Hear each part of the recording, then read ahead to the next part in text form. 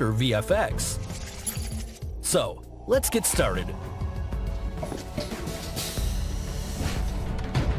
At number 5, Life of Pi. The movie Life of Pi is truly a visual masterpiece. However, there was nothing easy about the making of this Academy Award-winning film. The ocean scenes, which were quite famous in the film, were shot at a giant wave tank built by the crew in an abandoned airport in Taiwan. This tank is the world's largest self-generating wave tank, with a capacity of 1.7 million gallons. One wall of this tank was even movable so that they could take advantage of sunlight. So, the entire storyline around that boy on a boat, along with an animated tiger, was filmed in that massive tank. Yes, that tiger was actually CGI and wasn't even there during filming.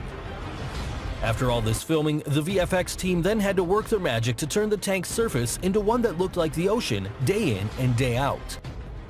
And to make that ocean look realistic, high-powered wind blowers and strategic CGI work was used to create storm clouds, winds, and the beautiful nightfall. At number 4, the Twilight Saga Eclipse. The Twilight series is quite famous for the werewolf named Jacob, and the female protagonist in the film, Bella Swan, formed a relationship with that wolf. As you can see in this scene from the third movie, Eclipse, they are quite affectionate while Jacob was in werewolf form, where she pets him. The scene looked quite natural. But in reality, Jacob was wearing a funny suit and bending down. While it all looked funny, it did take quite a serious performance by Kristen Stewart to actually pull it off. That's because, while Kristen Stewart can play Bella as a human easily, Taylor Lautner, who plays Jacob, can't actually turn into a wolf. And that had to be visualized by the director and his VFX team. At number 3, Harry Potter. Welcome to your first flying lesson. Well, what are you waiting for? If you're a Harry Potter fan, then you might very well remember the fictional sport named Quidditch. It's a dangerous sport played on broomsticks. And there are quite a few flying scenes in Harry Potter movies. These flying scenes are filmed differently throughout the Harry Potter series depending on the scene. And of course, it's not actually done in the air. For instance, look at this flying scene. In reality, it involves real costumes and broomsticks being filmed behind a blue screen or a green screen background, where the digital environment is filled in. The VFX team creates the digital environment using a combination of real photography and CGI digital doubles to make for even more frenetic gameplay. The floating books are another cool effect from the movie series. In one of the Harry Potter movies, Hermione is seen holding up books to a library shelf where they float back into place. But in reality, they're grabbed by green-gloved people. There are people standing on the other side of the shelves wearing green gloves and grabbing the books back in. Their hands are removed in post-production, making the illusion as if the books magically float. At number 2, Game of Thrones Season 7.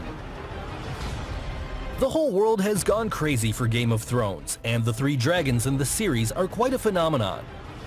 But, do you know how Dragonstone and the actual dragons were brought to the small screen?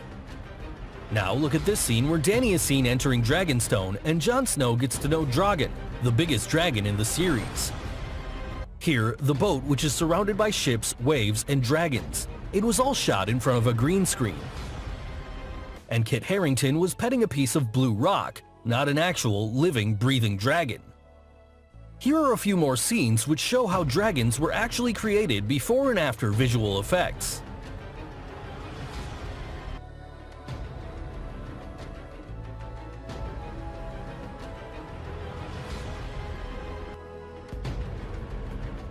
So finally, the number 1 movie in our list, and yes, it's a superhero film. Avengers: Age of Ultron. When you settle in to watch a movie like Avengers: Age of Ultron, you know you're going to watch some CGI. But apart from the amazing actors performing their roles to perfection, the credit also goes to the amazing back-end team creating some amazing visual effects. In order to make the villain look compelling, James Spader was zipped into a motion capture suit and given the freedom to breathe some life into Ultron, the titular villain in the Avengers' second outing as a group. Ultron Prime's design needed to be modified to accommodate all of the acting and sophisticated movements James Spader was performing on set. The wide range of sensors and reference cameras also helped in reflecting James Spader's on-set performance onto a character whose face and body were made up of rigid pieces of metal, in which the face alone had 600 nodes of rigging. As in the previous movie, Hulk was the highlight of the visual effects.